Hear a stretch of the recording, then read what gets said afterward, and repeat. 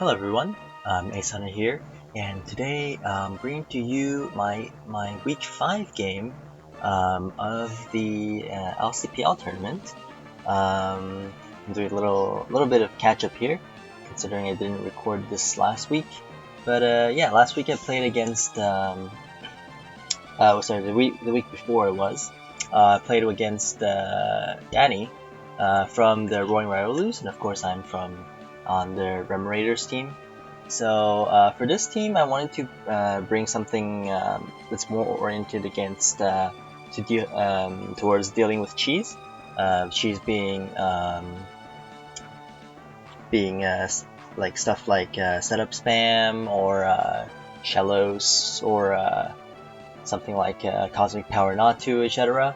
So I decided to include first of all Taunt Mianfu, which is good at shutting down shallows and also shutting down lead hazard setters, which are often seen on hyper offensive teams like this one with the screens and setup spam.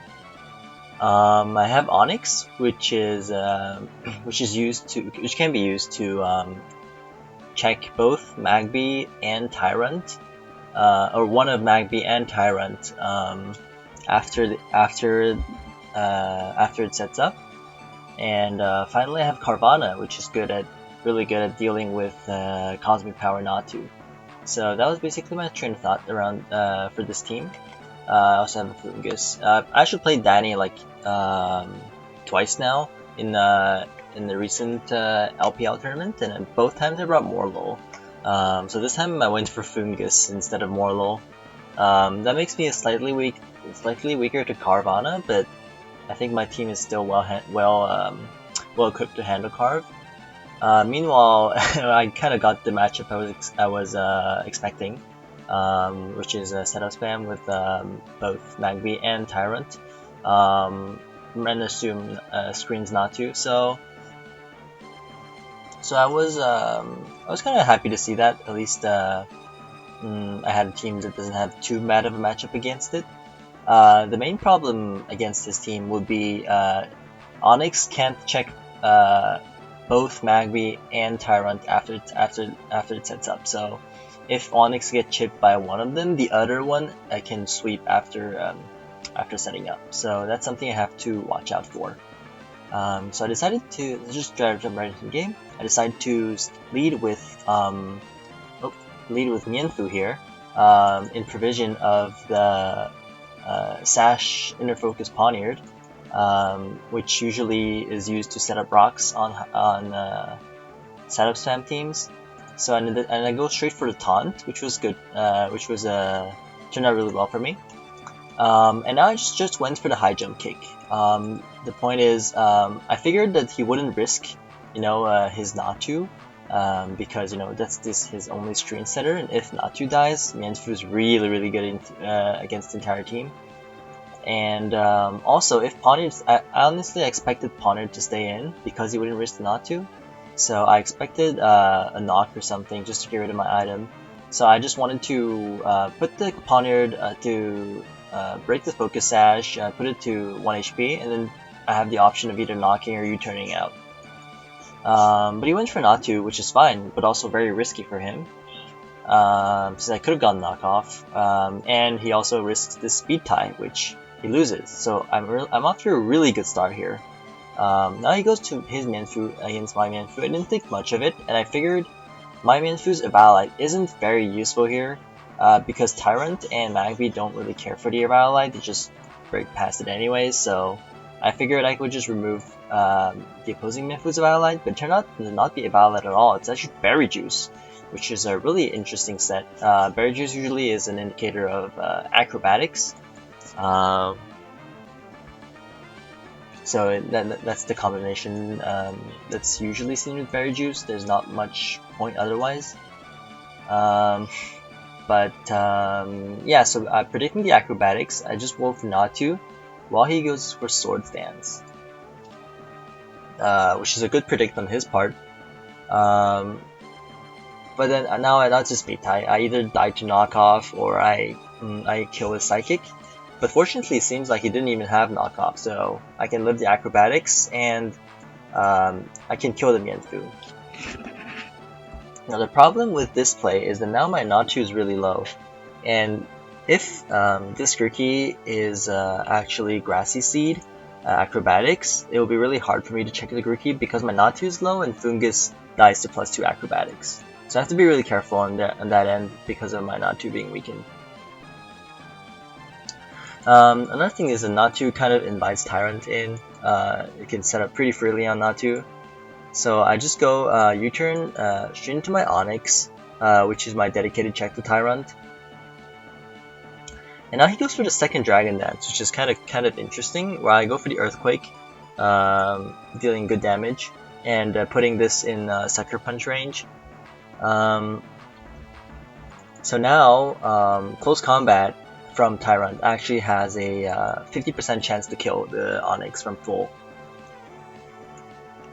And I decided to save the Onyx for Magby and just sack the Natu instead, predicting the close combat.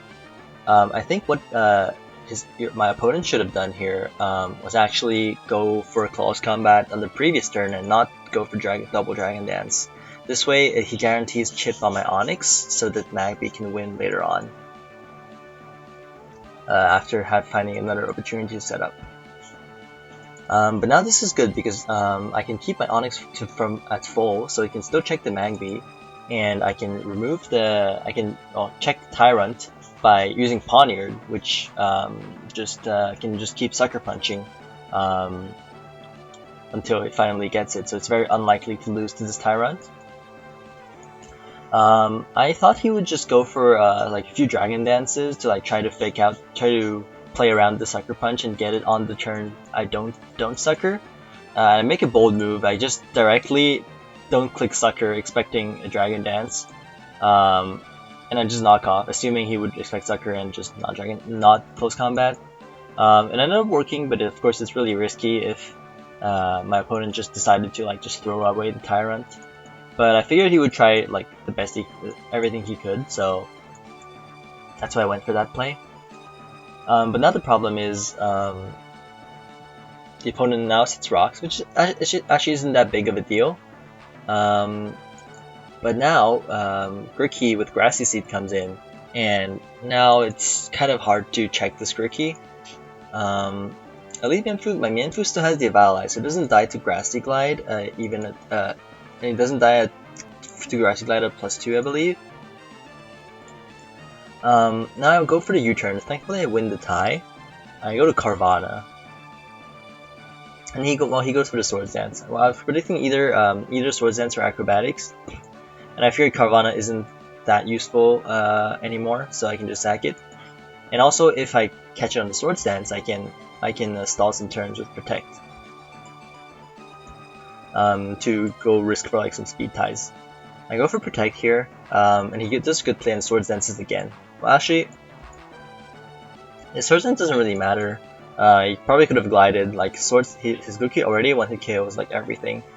Maybe Swords Dance allows him to KO Onyx with only Drain Punch or something like that. But yeah, he gets to predict right, and now I make a bold play. I made the predict that he would try to save the terrain turns and go for Acrobatics on the Foongus, predicting the switch in.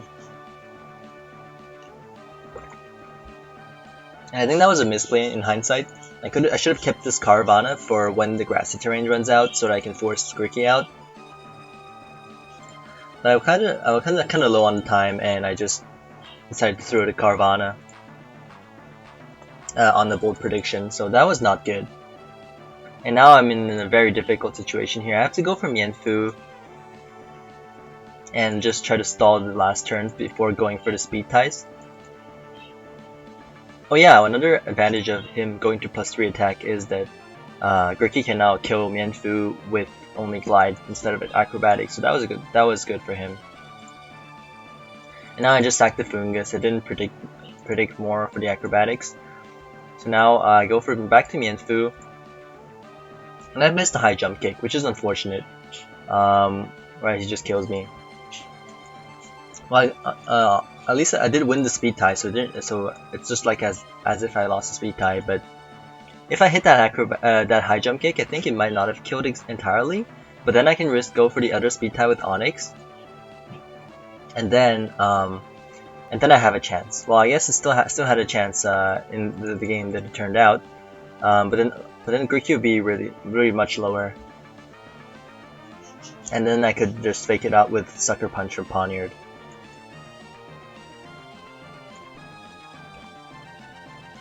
So now that Grookey comes in and there's no more Grookey check on my side, so I have to like try to play around his moves, either Grassy Glide or Drain Punch, and hopefully stall the terrain turns out to force it out with Onyx, or risk the speed tie rather, force the speed tie. So I go for the Protect, and I make the predict that he's going to Glide again, and I go for Poniard.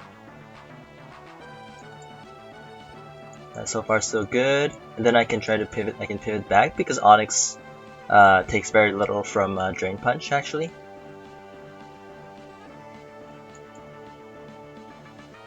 And then I just now here comes the critical turn with the last turn of terrain,